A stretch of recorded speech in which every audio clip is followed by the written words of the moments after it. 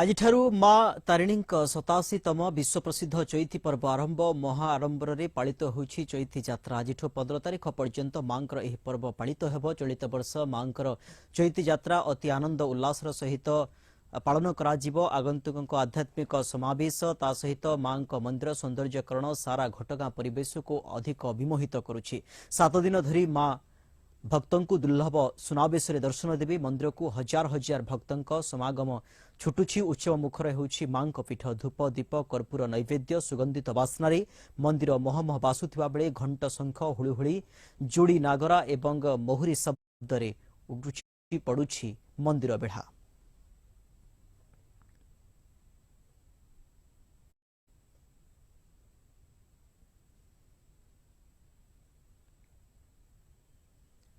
अधिक आलोचना करने सीधा सड़क जीवा अनिल कुमार साहू आम सहित जोड़ी होती। अनिल, निश्चित भाव में जानापी चाहबू जे मां चैती पर्व आज आरंभ हो जाक जमक यात्रा चली हजार हजार संख्यार भक्त एकजुट होती।